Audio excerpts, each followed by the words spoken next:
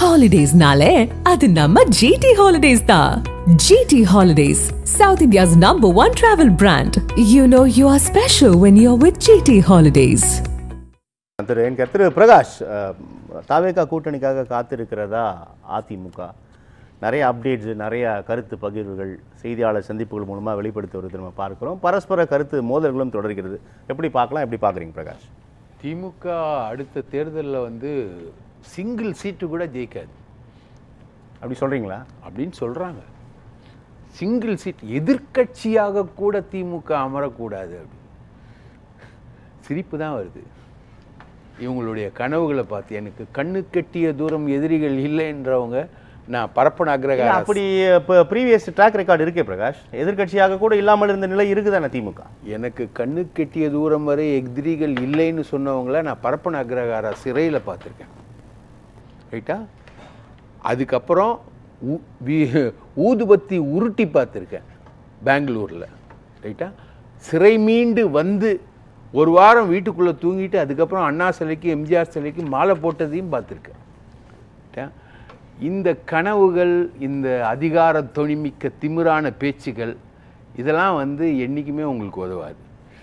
இன்றைக்கி என்ன பிரச்சனை உங்களுக்கு? அதிமுக விஜய் அதிமுக கூட்டணிக்கு வரணும் அப்படின்னு ஆர்பி உதயகுமார் சொல்கிறார்.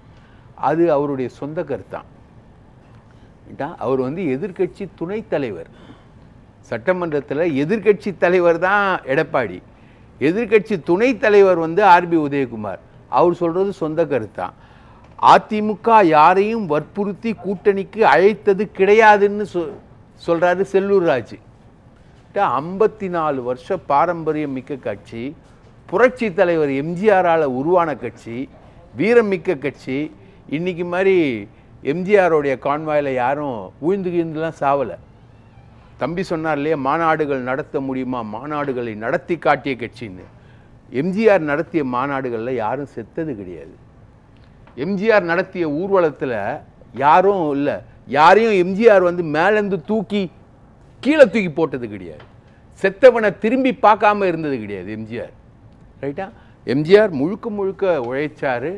25 வருஷம் டிஎம்கேல உழைச்சார், அதுக்கப்புறமும் உழைச்சார். ஒரு கட்சியை நிறுவினார், அந்த கட்சியை கொண்டு வந்தார். கலைஞர் கருணாநிதி என்கிற மிகப்பெரிய இதழியல் ஆளுமைக்கு எதிராக ஒரு பெரிய இயக்கத்தை கட்டி அதை 30 வருஷம் ஆட்சிக்கு கொண்டு வந்தார். கூட்டணிக்கு ஆள் தேடுவதால் தாவேகாவை ஆதரிக்கிறது அதிமுக அப்படின்ற விமர்சனத்தை முதலமைச்சர் வைக்கிறாரு. அப்போ கண்டும் காணாமல் சென்று விடலாமே, அது அவருடைய கருத்து. அது அவர் சேர்ந்து கொள்ளட்டும், இல்லை என்றால் விட்டு சொருகாதீங்க. எனக்கு முதல்வரோட கருத்தை நடுவில் சொருகாதீங்க. நான் சொல்றது அதிமுக கூட்டணிக்கு வெகுவாக பிள்ளையார் சொல்லி போட்டாச்சு. சொன்னது யாரு? அவர் பொதுச் செயலாளர். ஆமா, அப்போ அவர் மறுக்கலையே பிரகாஷ், அவர் மறுக்கலையே.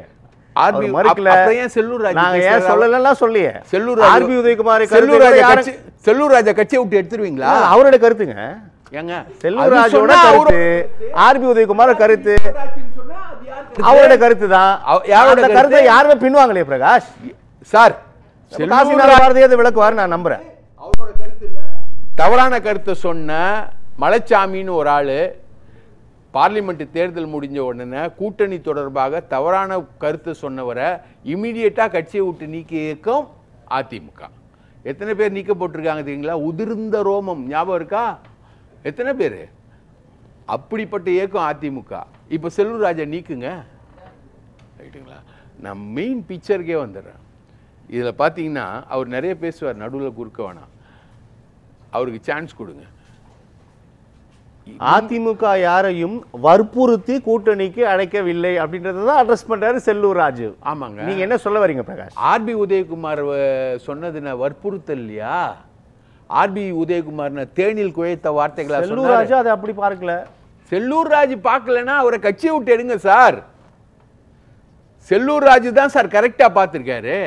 ஆர்பி உதயகுமார் அப்படி பார்க்கல, எடப்பாடி பழனிசாமி அப்படி பார்க்கல, செல்லூர் ராஜு தான் கரெக்டா பார்த்திருக்காரு. அதிமுக காரனா நின்று இருக்காரு. என் கட்சி 54 வருஷம் பாரம்பரியம் மிக்க கட்சி, 30 வருஷம் ஆட்சியில் இருந்த கட்சி. நான் எவனையும் நம்பி கிடையாது, எவனும் எனக்கு சோறு போட தேவையில்லை, நான் பிச்சை எடுக்கலன்றதை நிரூபித்தவர் செல்லூர் ராஜு. செல்லூர் ராஜு தான் கரெக்ட். எடப்பாடியும் தப்பு, ஆர்பி உதயகுமார் தப்பு. இது எங்கேருந்து தெரியுமா சார் வருது? இவங்க ஒரு சர்வே நடத்துகிறாங்க தாவேகா. நாங்கள் வந்து 18% இருக்கிறோம். இப்போது மாநாடுகளில் கூட்டம் வந்த உடனே காமிச்சாங்கன்னார்ல தம்பி, மாநாடுகளில் வந்த கூட்டம்னா ஏதாவது தேர்தலில் ஓட்டு போட்டுச்சா? உள்ளாட்சி தேர்தல்களில் எத்தனை கவுன்சிலர் ஜெயிச்சிங்க நீங்கள்? விஜய் மக்கள் இயக்கம் எத்தனை கவுன்சிலர் ஜெயிச்சிங்க? விஜயோட ஆரம்பித்ததுக்கு அப்புறமா தேர்தல் நடைபெறும். அதுக்கு முன்னாடி நடந்த தேர்தல் உள்ளாட்சி தேர்தலில் சுமார் ஒரு 136 சம்திங் ஜெயிச்சாங்க அவங்க. ரைட்டாக ஃபோட்டோலாம் எடுத்தாங்க. ஆனால் 136 கவுன்சிலர்களை ஜெயிச்ச கட்சி வந்து தமிழ்நாட்டை ஆளப்போதா? நாங்கள் ரஜினியை பார்த்துட்டோம், கமலை பார்த்துட்டோம், சிவாஜியை பார்த்துட்டோம், டி ராஜேந்தரை பார்த்துட்டோம். அண்ணன் விஜய் வந்து 2% மேலே தேர மாட்டார். அண்ணன் விஜய் வந்து 2% மேல சேர மாட்டார். அந்த கரூர்ல தேராத கூட்டணி சட்டமன்றத்தில் முதலமைச்சர் ஏன் பேசுகிறார்னு கேக்குறாங்க பிரகாஷ். அது சம்பவம். கூட்டணி தொடர்பா கேளுங்க. சட்டமன்றத்தில் நீதிபதி செந்தில்குமாரோட வார்த்தைகள் தான். சட்டமன்றத்தில் பேச வேண்டியதற்கு செந்தில்குமாரோட வார்த்தைகள் தான் சார். இல்லங்க, சட்டமன்றத்தில் பேச வேண்டியதற்கு நிறைய விஷயம் இருக்குது. ஓவர்ரைட் அணி தொடர்பா முதலமைச்சர் பேசுறாரே சட்டமன்றத்தில் கேக்குறாங்க பிரகாஷ். செந்தில்குமாரோட வார்த்தைகள் சார். 44 பேர் சாகும்போது பார்த்துக்கிட்டு சும்மா இருக்க முடியாது. நீதித்துறைன்ற அந்த அக்கறை தான் முதலமைச்சர் சட்டமன்றத்தில் பேசுறாரு. பண்ணிட்டு அந்த ஆர்டர் கெட்டவர் ஆயிடுச்சு. அத பேசாதீங்க. கெட்டவர்லாம் கிடையாது. அத கேன்சல் பண்ணிட்டாங்க. அவர் எப்படி எடுத்தாருன்னு கேக்குறீங்க. முதலமைச்சர் பேசினார்னு கேக்குறாரு. நீதிமன்றம் எப்படி அந்த வழக்கு எடுத்தாருன்னு கேக்குறீங்க. செந்தில்குமார் நெறியாளர் கேட்கவில்லை. இப்படியான கருத்து போதுன்றது நான் உங்களுக்கு உங்ககிட்ட பகிர்ந்துக்கிறேன். உங்க பதில் சொல்றேன். உங்க வார்த்தைகளை நீங்க ஓ பண்றதுக்கு தைரியம் இருந்தா பேசுங்க. நீங்க வந்து உறுதியா என்னுடைய வார்த்தைகள் நான் தெளிவா இருக்கிறேன் பிரகாஷ். ஓகே. ஏன் முதலமைச்சர் பேசினான்னு கேட்டீங்களா? இந்த அக்கறை, சமூக அக்கறை, இந்த 2% ஓட்டு தான் விஜய்க்கு. அதை தாண்டி 2% ஓட்டு தான் விஜய்க்கு. அதுக்கு ஏன் முதலமைச்சர் பேசுறாருன்னா 44 பேர் செத்துருக்கான். சின்ன பையனா இருக்கலாம். யாரு பொறுப்பேற்க வேண்டியது? 44 பேர் செத்துருக்காங்க. யாரு பொறுப்பேற்க வேண்டியது? அரசியலுடைய தோல்வி. ஒட்டுமொத்தமாக அரசியலுடைய தோல்வி. நீங்க சரியா மானிட்டர் பண்ணாதனால வந்தது. அந்த கூட்டத்தை மேனேஜ்மென்ட் பண்ணாதனால பதில் சொல்ல வேண்டிய இடத்தில் சிபிஐ இருக்குது. இப்ப அதெல்லாம் கடந்து கர்நாடகால ஆர்சிபி வெற்றி விழால இவங்க 11 பேர் செத்தாங்க. இவர் தான் part of the government. Virat Kohli மேல கேஸ் இருக்கு. அந்த இதுக்கு பாதுகாப்பு கொடுக்க வேண்டிய 11 பேர் செத்ததுக்கு விராட் கோலி மேல கேஸ் இருக்கு. விராட் கோலியை விட பெரிய ஆளா விஜய்? ஏன் கேஸ் இல்ல? அதான் கேக்குறாங்க. இல்லங்க, அதான் மக்கள் கேக்குறாங்க. அதாங்க மக்கள் கேக்குறாங்க. விஜய் மேல ஏன் கேஸ் இல்ல? உசியானந்தியா சிடிஆர் நிர்முகம் கைது செய்யப்படவில்லை அப்படினா கேக்குறாங்க மக்கள். அதே கேள்விதான் சுமனிடம் கூட நான் முன்வைத்தேன் பிரகாஷ். இருந்திருந்தா விஜய் இன்னும் முடியல சார். சிபிஐ என்கொயரியில இவங்க அலையன்ஸ்க்கு வச்சிருக்க தந்திரம் என்ன தெரியுமா சார்?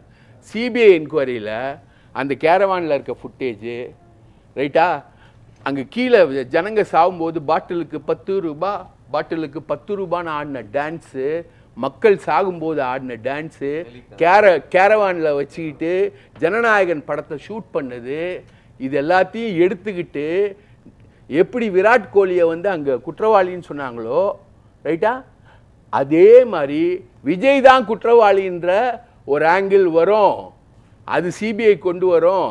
அந்த சிபிஐலேருந்து நீ தப்பிக்கணும்னா யார் வந்து கொள்கை எதிரின்னு சொன்ன, தந்தை பெரியார்னு சொன்ன, பிஜேபி ஆளுன்றது வந்து ஒரு வேஷம் கிடையாது.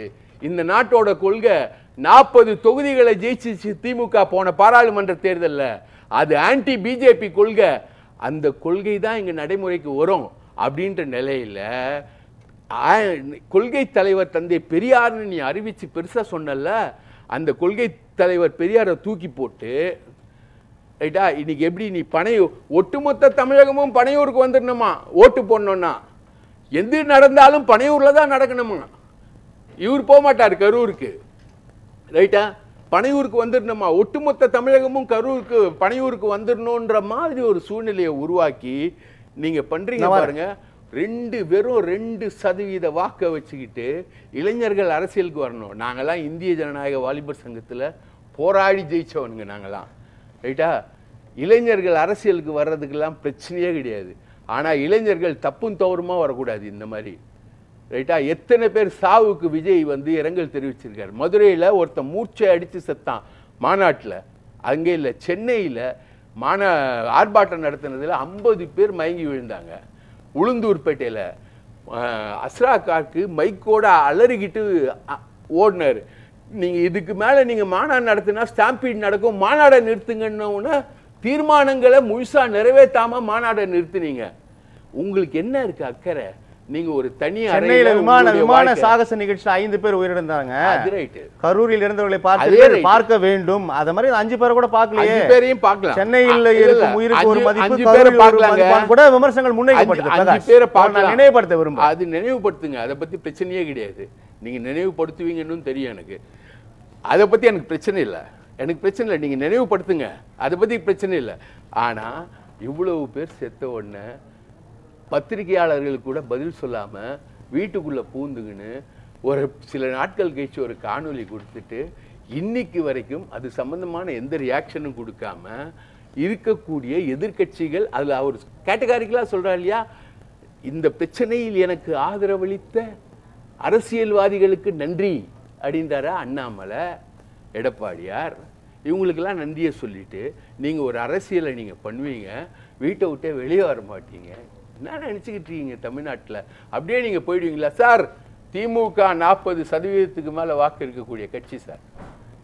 அதிமுக 20% தான் சார் அதிமுக. பாஜக 10, பாமக 2. அதோட விஜய் இந்த 2 இப்போ இந்த கரூர் சம்பவத்துக்கு அப்புறம் 2 -1 ஆயிடுச்சு. நல்லது பிரகாஷ், நம்ம தொடர்ந்து பேசலாம். நான் புரிஞ்சுக்கிறேன்.